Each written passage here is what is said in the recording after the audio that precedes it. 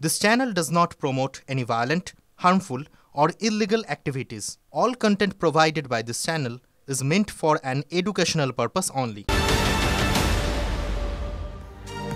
টিভি9 বাংলায় স্বাগত। আপনাদের সঙ্গে রয়েছে আমি শর্মিষ্ঠা, আমার সঙ্গে শুভজিৎ। শুভজিৎ, এই রাজ্যের আইন শৃঙ্খলা নিয়ে প্রশ্ন উঠছে, একের পর এক দুষ্কৃতী দৌরাত্ম আমরা দেখতে পাচ্ছি, কিন্তু মুকুন্দপুরে যে ঘটনাটা আজ সকালে ঘটলো খাস কলকাতায়, সেখানে কিন্তু নতুন নতুন বেশ কিছু তথ্য পাওয়া যাচ্ছে। নতুন তথ্য, নতুন আপডেট ব্রেক করছি আমরা। বড় খবর এই মুহূর্তে, বড় খবর, শেয়ারে ভরাডুবির টাকা তুলতেই লুটের ছক। বড় খবর, শেয়ারে ভরাডুবির টাকা তুলতেই লুটের ছক মুকুন্দপুরে।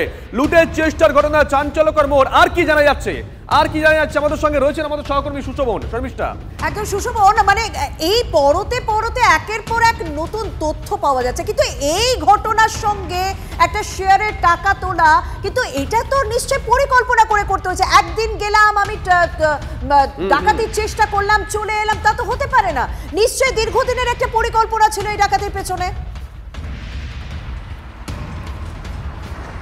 দেখো, একেবারেই তদন্তকারীরা তদন্ত করতে গিয়ে প্রথম যেটা মনে করেন যে একজন ব্যক্তি আসছেন, এক ব্যক্তির থেকে সোনা চাইছেন, তারপর মারধর করছে। এই পুরো বিষয়টা কিভাবে সংগঠিত হলো, তদন্তকারীরা এই মুহূর্তে যেটা জানতে পেরেছে যে একেবারে এইটা 3 দিন আগেই রেকি করা হয়েছিল। 3 দিন আগেই কিন্তু সেই দোকানে গিয়ে 12 গ্রাম এবং 3 গ্রামে দুটি সোনার চেন দেখতে চাওয়া হয়, যার বর্তমান বাজার মূল্য 1,40,000 টাকা, এবং সেই চেনটা আজকেও দেখতে চাওয়া হয়েছিল। অর্থাৎ স্বাভাবিকভাবেই গত 3 দিন আগে দোকানে গিয়ে দোকানের কোথায় কি পজিশন রয়েছে, কারা থাকে, কোন সময়টা যাওয়া যায়, অর্থাৎ নির্দিষ্ট এই বিষয়গুলো কিন্তু জানার চেষ্টা তারা করেছেন, এবং সেই সময় গিয়ে কিন্তু আজকেও তারা গিয়ে চেন দেখতে পেয়েছেন। কিন্তু কেন গেল, তার কারণ এটাই, শেয়ারে ভরাডুবি। তার জন্যই কিন্তু এই দীপঙ্কর পাল, যিনি অভিযুক্ত, যাকে গ্রেপ্তার করা হয়েছে, তিনি গেছিলেন। শর্মিষ্ঠা, একদম বোঝা যাচ্ছে রীতিমতো রেকি করে তারা এই ডাকাতির পরিকল্পনা করেছে। আজ সকালে গিয়ে তারা রীতিমতো ডাকাতির চেষ্টা করে, হ্যাঁ, তখন তাদের বাধার মুখে পড়তে হয়, তখন এই দোকানের মালিককে রীতিমতো ধারালো অস্ত্রে কোপ মারেন তারা। অনেক ধন্যবাদ সুশোভন। এবার নজর রাখবো মুকুন্দপুরে সোনার দোকানে দুষ্কৃতী দৌরাতের খবরের দিকে, কারণ একের পর এক নতুন তথ্য তো উঠে আসছে যে শেয়ারে ভরাডুবি টাকা তুলতে নাকি লুটের ছক করা হয়েছিল। ইতিমধ্যে কলকাতা পুলিশের ডাকাতে দমন শাখা পৌঁছে গিয়েছে সেখানে। আর কি নতুন তথ্য উঠে আসছে, নতুন কি কি জানা যাচ্ছে, আমার সহকর্মী লাইভ এই মুহূর্তে রয়েছেন সুপ্রিয়। সুপ্রিয়, আর কোনো নতুন বিষয় কি উঠে এলো এখান থেকে?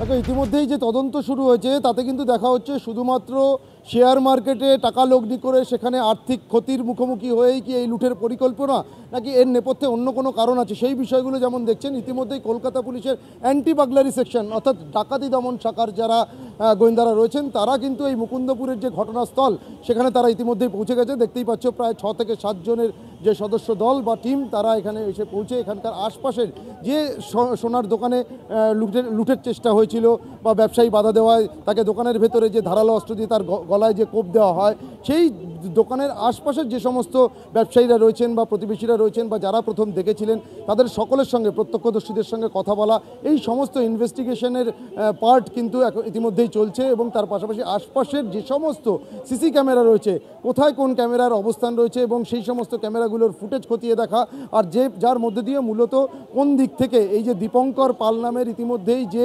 দুষ্কৃতীকে পুলিশ গ্রেপ্তার করেছে, সে কোন দিক থেকে এসেছিল বা তার সঙ্গে আর কেউ ছিল কিনা, বাইরে কারোর কোনো রকম উপস্থিতি ছিল কিনা, বাইরে থেকে কেউ তাকে কোনো রকম ভাবে সাহায্য করেছিল কিনা, এই ধরনের বিভিন্ন বিষয়গুলো নিশ্চিত হওয়ার জন্য বিভিন্ন প্রশ্নের উত্তর খোঁজার চেষ্টা করছেন কলকাতা পুলিশের ডাকাতি দমন শাখার আধিকারিকরা। তারা এখানে ঘটনাস্থলে পৌঁছে গিয়েছেন, হ্যাঁ, ওই দোকানে আর বাদবাকি যারা রয়েছেন তাদের সঙ্গে যেমন কথা বলছে, তার পাশাপাশি প্রত্যক্ষদর্শী এবং আশেপাশে যে সমস্ত ব্যবসায়ীরা রয়েছেন তাদের সঙ্গেও জিজ্ঞাসাবাদ করে, তাদের সঙ্গেও কথা বলে বিভিন্ন প্রশ্নের উত্তর খোঁজার চেষ্টা করছেন তারা।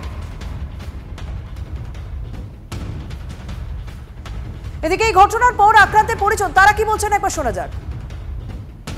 যতটুকু বোঝা, যেহেতু ওনাকে ছুরি দিয়ে আঘাত করা হয়েছে, তার মানে মনে হচ্ছে ঘটনাটা প্রি প্ল্যান করা, বা যারা করেছে হয়তো প্রফেশনাল, মানে ছুরি অস্ত্র নিয়ে এসছে, মানে হয়তো বা চুরি বা ছিনতাই এরকম হওয়ার সম্ভাবনাটাই বেশি।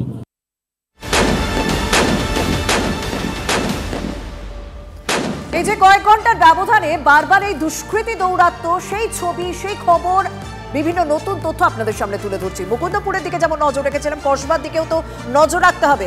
ইতিমধ্যেই যা খবর পাওয়া যাচ্ছে, কসবা কাণ্ডে গুলজার সহ 3 জনের পুলিশ হেফাজতের নির্দেশ দেওয়া হয়েছে। 29শে নভেম্বর পুলিশ হেফাজতের নির্দেশ আলিপুর আদালতে 29শে নভেম্বর পর্যন্ত।